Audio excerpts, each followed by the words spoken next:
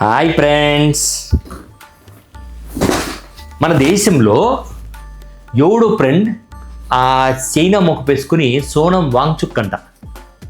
మన దేశ సంపద, మన హిందూ ధర్మాన్ని కాపాడి పెడతా ఉండ మన బీజేపీ ప్రభుత్వాన్ని, దాన్ని సపోర్ట్ చేస్తున్న కూటమి పార్టీలను ఇబ్బంది పెట్టే క్రమంలో పాకిస్తాన్ నుంచి లాంచ్ చేయబడినాడు. ఫ్రెండ్స్, ఈ మనిషి ఎవరంటే పాకిస్తాన్ ఐఎస్ఐ ఏజెంట్ ముఠా సభ్యుడు.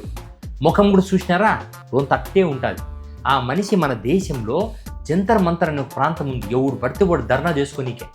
ఏ మనుషులో ఏందో ధర్నా ఏంటికి అసలు? ఈ దేశాన్ని ఇంత చక్కగా కాపాడుతున్న ఈ భారతదేశ ప్రాణమైన బీజేపీ పార్టీ అధికారంలో ఉండగా ఎవరికన్నా ధర్నా చేయాల్సిన అవసరం వస్తుందా?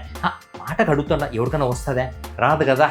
వాడు ఎవడో ఫ్రెండ్స్, పిల్లకాయలు ఉంటారు కదా, ఈ చిన్న చిన్న పిల్లకాయలు, ఈ చదువుకుని దేశానికి ఏదో పీకేస్తాం పందిరేస్తామని చెప్పి ఇట్లాంటి పిల్లలందరూ ఏదో ఒక పరీక్ష రాసినారు ఫ్రెండ్స్.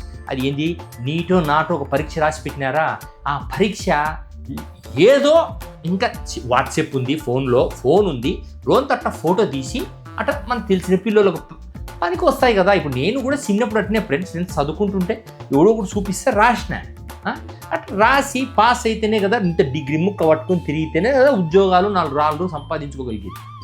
ఎందుకంటే ఆ పేపర్కి ఒక విలువ ఉంది, ఆ డిగ్రీ ముక్కకు ఒక విలువ ఉంది. సో అట్లా ఈ పిల్లకాయలు ఏదో ఇచ్చిన పేపర్ తీసుకొని పరీక్ష రాసినామా, వచ్చిందా, డొనేషన్ కట్టినామా, సీటు కొట్టినామా అన్నట్టు లేకుండా లీక్ అయిందంట, వాళ్ళకు ఉద్యోగాలు వచ్చినాయి, వీళ్ళకు ఉద్యోగాలు వచ్చినాయని ఏడ్చుకుంటా వాయమ్మ పిల్లకాయలు ఆత్మహత్యలు చేసుకుంటారు.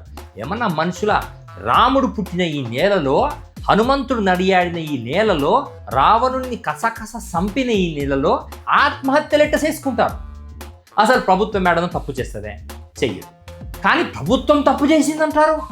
సరే, ఏదో మన పిల్లకాయలకు ప్రశ్నలు సమాధానాలు కావాలి. మన పిల్లలు కొంచెం చదువుకుంటారు, బాగా చదువుకుంటారు కదా అని రోజంత తక్కువ డిస్కౌంట్లో ఉంటుంది కదా అని నేనేదో అదే మన వాళ్ళు వాట్సాప్లో పంపించినారు. ఇట్లా క్వశ్చన్ పేపరు పంపిస్తే దానికి మంత్రి గారు రిజైన్ చేయాలంట. వీళ్ళంతా జెన్జీ అంట, జెన్యీ ఆల్ఫా అంట, జెనుబొక్క అంట, ఈ నెలంతా గుంపులుగా తయారయ్యి ఆడ జంతర్ మంతర్ కాడ కూర్చున్నారు. వీళ్ళకు ఒక నాయకత్వం అంటే ఒకటి లేడని నాయకుడు, పిల్లకాయలకు ఒక నాయకుడు, మధ్య వయస్కులకు ఒక నాయకుడు, పెద్దోళ్ళకు ఒక నాయకుడు. వాడు చైనా ముఖం పెట్టుకుని వచ్చి వాంగ్చుక్ అంటండి ఆ వచ్చి కూర్చున్నాడు. ఏం చేసినాడు? కూర్చొని నాకు ధర్మేంద్ర ప్రధాన్ అనే ఒక మంత్రి, కేంద్ర మంత్రి రాజీనామా చెయ్యాలి. ఈతను చైనా లక్కుంటాడు కదా, అంటే చైనా, నేపాల్ వీళ్ళంతా ఒకే లక్కుంటారు. ఆ ముఖాలు అట్నే ఉంటాయి కదా. నేపాల్లో ఈ పిల్లకాయలందరూ కలిసి ప్రభుత్వాన్ని పడగొట్టి ఒక కొత్త ప్రభుత్వాన్ని ఏర్పాటు చేసుకున్నారు కదా. అట్టా వీళ్ళు కూడా చేద్దామనుకున్నారో ఏమో. ఆడ ఉండేది నేపాల్, వీడుండేది మన మోడీ సార్. మన మోడీ సార్ లాంటి ప్రభుత్వాన్ని కూర్చడం ఏం ఈజీయా? తమాషలా? ఇది sovereign country. It has its own constitution which can be amended by the group of MPs in parliament. ఇటువంటి కంట్రీలో ఎవడో కొంతమంది మేము సమాజానికి మంచి చేసేస్తాం, మాకు మీరు సమాధానాలు చెప్పి తీరాలి అంటే చెప్తారా? ఏంటి చెప్తారా నీకు? ఎవడరా నువ్వు చెప్పనీకి? నీకు సింపుల్గా చెప్తున్నా, సమాధానాలు లేయి, జాంతా నెయ్యి. నీకు ముద్రా లోన్ కావాలా? ఇస్తా. వ్యాపారం పెట్టుకో, కిరాణం కొట్టు పెట్టుకో, రేషన్ కొట్టు పెట్టుకో, టీ బండి పెట్టుకో, నన్నే ఇన్స్పిరేషన్గా తీసుకో.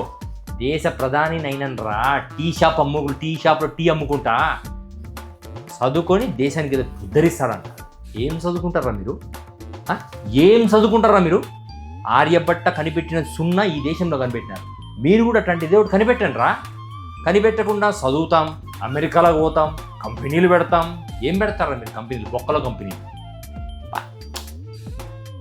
సిగ్గు అసలు. ఫస్ట్ కంపెనీలు పెట్టడం గురించి పక్కన పెట్టరా. ఫస్ట్ మీరు ఎందుకు ఆత్మహత్యలు చేసుకున్నారు? ఈ ఎగ్జామ్ పోతే మళ్ళీ నెక్స్ట్ ఇయర్ వస్తుంది ఎగ్జాము, రాసుకోండి. నెక్స్ట్ ఇయర్ 18 సంవత్సరం రాసుకోండి, రాస్తూ ఉండండి. ఏదో ఒక టైంలో లక్ వచ్చి రాముడిని మొక్కుతా ఉంటే లక్, నిజాయితీ ఉండాలరా, గుండెల్లో నిజాయితీ ఉండాలా.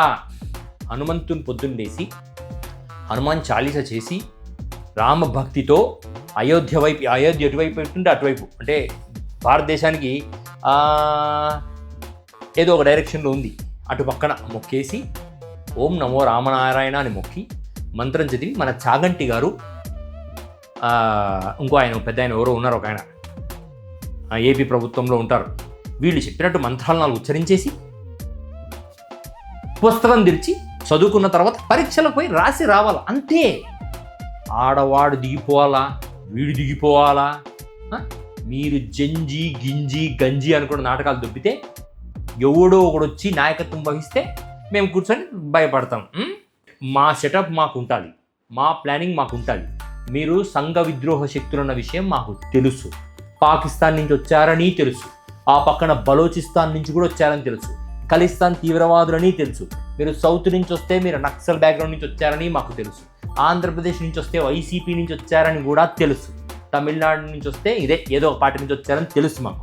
మీరంతా ఒక సంఘ విద్రోహ శక్తులని మాకు తెలుసు. ఇంకొకసారి సిజేపీ ఆజేపీ ఈజేపీ అంటే జోబులు తిరిగేలా కొడతాం మిమ్మల్ని. అర్థమైందే? భారతదేశ ప్రభుత్వ పౌరుడిగా ఎవడైనా హక్కులు బొక్కలు అన్నాడు అనుకోండి, సీన్ సితార్ అయిపోద్ది.